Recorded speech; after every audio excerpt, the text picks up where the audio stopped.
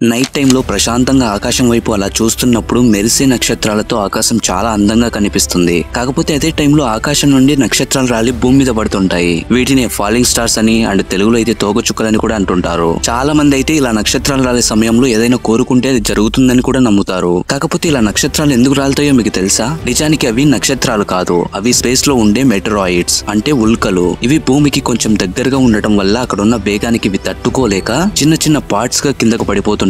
ఇవి గంటకి 40,000 నుండి 2,50,000 కిలోమీటర్ల స్పీడ్ తో ట్రావెల్ చేస్తూ మన ఎర్త్ అట్మాస్ఫియర్ లోకి ఎంటర్ అవుతాయి. ఎర్త్ అట్మాస్ఫియర్ లోకి ఎంటర్ అవ్వగానే గాలిలో నుండి వచ్చే ఫ్రిక్షన్ వల్ల హీట్ అవుతాయి. ఆ హీట్ వల్ల మెటరాయిడ్స్ చుట్టూ ఉన్న గ్యాసెస్ మెటరాయిడ్స్ ని బ్రైట్ గా మెరిసేలా చేస్తాయి. సో అలా ఈ మెటరాయిడ్స్ మెరుస్తూ ఆకాశం నుండి రాలుతాయి. న్యూస్ పేపర్స్ ని ఫోల్డ్ చేసి అందులో ఇస్తున్న ఆహార పదార్థాలని తింటున్నారా? అయితే తినడం మానేయండి. ఎందుకంటే ఇలా న్యూస్ పేపర్స్ లో స్టోర్ చేసిన ఫుడ్స్ ని కానీ, ప్యాక్ చేసిన ఫుడ్స్ ని కానీ, లేదా కొన్ని షాప్స్ లో అయితే అప్పటికప్పుడు న్యూస్ పేపర్ ని ఇన్స్టాంట్ గా ఫోల్డ్ చేసి తినే ఆహార పదార్థాలని అందులో వేసి ఇస్తుంటారు. ఇలాంటి ఫుడ్ ఐటమ్స్ తినడం వల్ల క్యాన్సర్ అండ్ క్యాన్సర్ కి సంబంధించిన హెల్త్ ప్రాబ్లమ్స్ వచ్చే అవకాశం ఉంది. ఎందుకంటే ఆ న్యూస్ పేపర్ లో యూజ్ చేసిన ఇంక్ అనేది చాలా హార్మ్ఫుల్ కెమికల్ కలర్స్ ని కలిగి ఉంటుంది. ఇంత హార్మ్ఫుల్ కెమికల్ కలర్స్ తో ఉన్న న్యూస్ పేపర్ లో ఉన్న ఫుడ్ ఐటమ్స్ ని తినకుండా ఉండటం మంచిది. And food safety and standards authority of India వాళ్ళు ఇలా తినే ఫుడ్ ఐటమ్స్ ని న్యూస్ పేపర్ లో చుట్టి అమ్మకూడదని చెప్పారు. మనం డైలీ లైఫ్ లో 100 రూపీస్ నోట్ ని చూస్తూనే ఉంటాం. కానీ ఆ నోట్ మీద బ్యాక్ సైడ్ ఉన్న ఈ మౌంటైన్స్ పేరేంటో అండ్ ఆ ప్లేస్ ఎక్కడో మీకు తెలుసా? మీలో చాలా మందికి తెలియకపోవచ్చు. ఇలాగే ఒక జర్మన్ టూరిస్ట్ ఇండియాకు వచ్చి 100 రూపీస్ నోట్ మీద ఉన్న ఈ మౌంటైన్స్ నేమ్ ఏంటి అండ్ ప్లేస్ ఎక్కడ అని కొంతమందిని అడిగితే ఎవ్వరూ చెప్పలేకపోయారంట. యాక్చువల్లీ ఈ మౌంటైన్స్ పేరు వచ్చేసి కంచన్జుంగా. ఇది ప్రపంచంలోనే 3వ ఎత్తైన పర్వతం. దీని హైట్ వచ్చేసి 28,169 ఫీట్. ఇది నేపాల్ అండ్ ఇండియాలోని సిక్కిం స్టేట్ బార్డర్ మధ్యలో ఉంది. మీరు ఎప్పుడైనా ఆలోచించారా యూరిన్ ఎందుకు ఎల్లో కలర్ లో ఉంటుందని? ఈ క్వశ్చన్ కి చాలా మందికి ఆన్సర్ తెలియదు. ఒకవేళ తెలిసినా కూడా బాడీలోని వాటర్ పర్సెంట్ తక్కువైనా ఇంకా ఒంట్లో వేడి చేసిన ఎల్లో కలర్ లో వస్తుందని అంటుంటారు తప్ప ఎగ్జాక్ట్ రీజన్ అయితే చెప్పలేరు. అయితే యూనివర్సిటీ ఆఫ్ మేరీల్యాండ్ సైంటిస్టులు చేసిన రీసెర్చ్ ప్రకారం యూరిన్ ఎల్లో కలర్ లో ఉండటానికి రీజన్ ఏంటో చెప్పారు. నార్మల్ గా యూరిన్ లో నీరు, ఎలక్ట్రోలైట్స్ ఇంకా కిడ్నీ ఫిల్టర్ చేసిన బ్లడ్ లోని వేస్ట్ ఉంటాయి. అండ్ ఇంకా యూరోబిలిన్ అనే ఎంజైమ్ కూడా ఒక రీజనే అని దాదాపు 160 ఇయర్స్ బ్యాక్ సైంటిస్టులు గుర్తించారు. కానీ ఇది ఎక్కడి నుండి రిలీజ్ అవుతుంది అనేది ఎవ్వరికి తెలియదు. కానీ రీసెంట్ స్టడీస్ ప్రకారం యూరిన్ కలర్ కి ఇంకా రెడ్ బ్లడ్ సెల్స్ కి సంబంధం ఉందని చెప్తున్నారు. రెడ్ బ్లడ్ సెల్స్ డీగ్రేడ్ అయినప్పుడు అంటే క్షీణించిపోయిన తర్వాత బిలిరుబిన్ అనే ఆరెంజ్ కలర్ పిగ్మెంట్ ని రిలీజ్ చేస్తాయి. దీన్నే బిలిరుబిన్ అని అంటారు. ఇది డైజెస్టివ్ సిస్టమ్ లోకి చేరుకున్న తర్వాత యూస్ఫుల్ అయ్యే బ్యాక్టీరియా వీటిని డిఫరెంట్ మాలిక్యూల్స్ గా మారుస్తున్నట్లు ఒక స్టడీలో తేలింది. ఈ ప్రాసెస్ లోనే యూరోబిలినోజన్ అనే ఒక కలర్ లేని పదార్థం తయారవుతుంది. అది క్రమంగా ఎల్లో కలర్ లో ఉండే యూరోబిలిన్ గా చేంజ్ అయ్యి యూరిన్ ద్వారా బయటికి వస్తుంది. దాని వల్లనే యూరిన్ ఎల్లో కలర్ లో వస్తుందని సైంటిస్టులు చెప్తున్నారు. ఆడవాళ్లు కాళ్ళకి పట్టీలు పెట్టుకుంటూ ఉంటారు కదా. కాకపోతే చాలా మంది ఏమనుకుంటారంటే అందంగా కనిపించడం కోసమో లేదా మన పూర్వీకుల నుండి వచ్చే ఆచారం వలన పెట్టుకుంటూ ఉంటామని అనుకుంటారు. అవి కూడా బంగారు పట్టీలు కాదు, వెండివి. బంగారు పట్టీలు కూడా కొంతమంది పెట్టుకుంటారు. కాకపోతే చాలా మంది వెండి పట్టీలు పెట్టుకోవడానికి ఇష్టపడతారు. నిజానికి ఇలా పట్టీలు పెట్టుకోవడానికి ఒక సైంటిఫిక్ రీజన్ కూడా ఉంది. అండ్ గోల్డ్ తో కంపేర్ చేస్తే వెండిలో చాలా హెల్త్ బెనిఫిట్స్ ఉన్నాయి.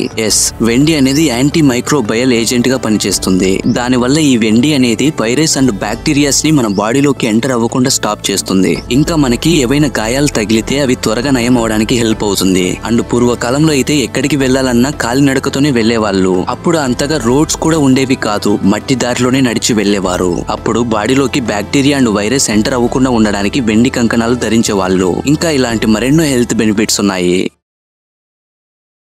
జంతువులు మొక్కల్ని తింటాయంటే నమ్మొచ్చు. అదే మొక్కలు జంతువుల్ని తింటాయంటే నమ్ముతారా? అవును, నమ్మాలి. యానిమల్స్ ని తినే ప్లాంట్స్ ఉన్నాయి. అవి కూడా 600 స్పీసీస్ కి పైగా ఉన్నాయి. వాటిలో ఒకటైన పిక్చర్ ప్లాంట్. ఈ మొక్క కప్పల్ని, ఎలుకల్ని, ఊసరవెల్లిల్ని ఇలాంటి మరెన్నో జంతువుల్ని తింటుంది. ఈ ప్లాంట్ లోతుగా రౌండ్ షేప్ లో ఉంటుంది. దానిలో నుండి ఒక స్వీట్ స్మెల్ వస్తుంది.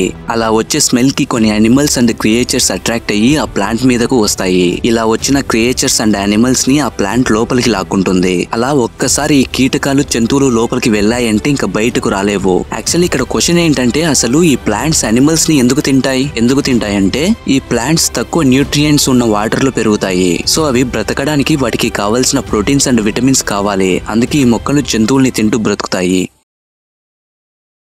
నార్మల్ గా మనం ఇంట్లో పెట్స్ ని పెంచుకుంటూ ఉంటాం కదా, లైక్ కుక్కల్ని, పిల్లుల్ని ఇలా. అయితే మహారాష్ట్రలోని సోలాపూర్ డిస్టిక్ లో ఉన్న సేట్ఫల్ అనే విలేజ్ లో పాముల్ని పెంచుకుంటూ ఉంటారు. అవును, మీరు విన్నది నిజమే. అది కూడా స్నేక్ కోబ్రాస్ ని, నాగుపాముల్ని. యాక్చువల్లీ మనకు ఎక్కడైనా స్నేక్స్ కనిపిస్తే చాలు భయపడిపోతాం. అంతెందుకు, మనలో కొంతమంది మొబైల్లో పాముల్ని చూసే భయపడుతూ ఉంటారు. కాకపోతే ఆ గ్రామంలో వాళ్ళు ఈ స్నేక్స్ ని ఒక ఫ్యామిలీ పర్సన్ లాగా ట్రీట్ చేస్తారంట.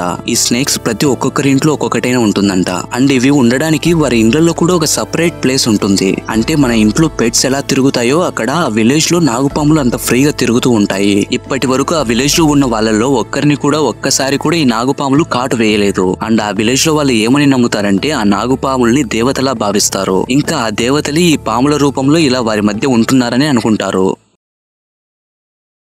మీరు ఎప్పుడైనా ఆలోచించారా, మన ఫోన్ ఛార్జ్ అనేది 1% కి వచ్చినప్పుడు చాలా ఎక్కువసేపు ఉంటుంది. ఐ మీన్ స్విచ్ ఆఫ్ అవ్వకుండా ఎక్కువసేపు ఆన్ లో ఉంటుంది. అసలు ఎందుకు అలా ఉంటుంది? అండ్ కొంతమంది అయితే ఫోన్ లో ఏదో టెక్నికల్ గ్లిచ్ వల్ల ఇలా ఫోన్ లో ఉన్న 1% బ్యాటరీ ఎక్కువసేపు వస్తుందని అనుకుంటారు. కానీ యాక్చువల్ రీజన్ ఏంటంటే ఫోన్ లో బ్యాటరీస్ అనేవి పూర్తిగా డ్రైన్ అయితే పాడైపోతాయి.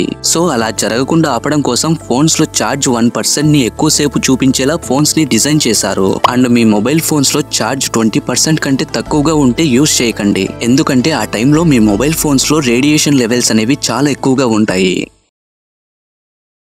గుడ్లు పెట్టి ఏ ప్రాణి కూడా పాలివ్వదు. పాలిచ్చే జంతువు అయితే గుడ్లు పెట్టదు. కాకపోతే గుడ్లు పెట్టి పాలిచ్చి పెంచే ఒక జంతువు ఉంది, అదే ప్లాటిపస్.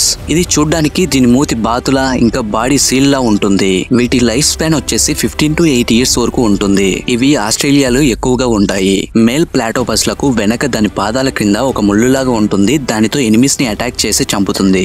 దీని విషయం ఎంత హార్మ్ఫుల్ గా ఉంటుందంటే, ఫర్ ఎగ్జాంపుల్ ఒకవేళ డాగ్స్ లాంటి జంతువుల్ని కాటు వేస్తే వెంటనే చనిపోతాయి. అదే మనిషి అయితే బాడీలో వాపు రావటం లేదా నొప్పి ఉండటం, ఒక్కోసారి అయితే మనిషి అన్కాన్షియస్ అయి పడిపోతారు కూడా.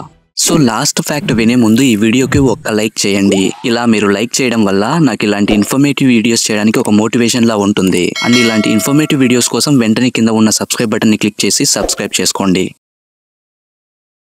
April 3rd, 2024 తైవాన్ లో 7.4 మ్యాగ్నిట్యూడ్ తో వచ్చిన భారీ ఎర్త్ క్వేక్. పాస్ట్ 25 years లో అసలు ఎప్పుడు ఇలాంటి ఎర్త్ క్వేక్ రాలేదు. ఈ ఎర్త్ క్వేక్ వల్ల 9 members చనిపోయారు అండ్ 900 members కి పైగా ఇంజూర్డ్ అయ్యారు. ఇంకా కొంతమంది పడిపోయిన ఇండ్ల కింద, రోడ్ల కింద పడిపోయారని అంటున్నారు. అండ్ భూకంపం వచ్చినప్పుడు రికార్డ్ చేసిన వీడియోస్ మీరు ఇక్కడ చూడొచ్చు.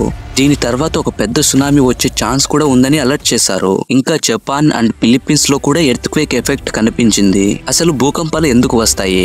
యాక్చువల్లీ ఎర్త్ 4 మేజర్ లేయర్స్ తో కవర్ అయి ఉంటుంది. అందులో ఎర్త్ పై కవర్ అయి ఉన్న ఫస్ట్ లేయరే ఎర్త్ యొక్క క్రస్ట్ అని అంటారు. అండ్ నార్మల్ గా మనం ఎర్త్ ని చూస్తే ఎర్త్ యొక్క క్రస్ట్ అనేది ప్లెయిన్ గా కనిపిస్తుంది. కానీ నిజానికి ఎర్త్ అంత ప్లెయిన్ గా ఉండదు. ఎర్త్ యొక్క క్రస్ట్ అనేది డిఫరెంట్ పార్ట్స్ గా ఈ విధంగా ఉంటుంది. వీటిని టెక్టానిక్ ప్లేట్స్ అని అంటారు. ఇవి మేజర్ 7 టెక్టానిక్ ప్లేట్స్ ఉన్నాయి. ఈ టెక్టానిక్ ప్లేట్స్ ఎప్పుడు కంటిన్యూస్ గా మూవ్ అవుతూనే ఉంటాయి. దాన్ని మనం నోటీస్ కూడా చేయలేం. భూమి మీద 90% భూకంపాలు వాల్కనో బ్లాస్ట్ వల్లనే జరుగుతాయి. అండ్ ఈ టెక్టానిక్ ప్లేట్స్ ఒకదానితో ఒకటి తగులుతూ స్మూత్ గా మూవ్ అవుతాయి. ఒకవేళ ఎక్కడైనా 2 టెక్టానిక్ ప్లేట్స్ ఒకదానితో ఒకటి స్టక్ అయ్యి అవి ఎటు మూవ్ అవ్వకుండా ఉంటే ఆ ఏరియాలో ప్రెజర్ చాలా ఎక్కువగా అవుతుంది. అలా ప్రెజర్ ఎక్కువగా ఉన్నప్పుడు స్టక్ అయిన ఆ 2 టెక్టానిక్ ప్లేట్స్ రిలీజ్ అయితే అప్పుడు ఎర్త్ క్వేక్ వస్తుంది.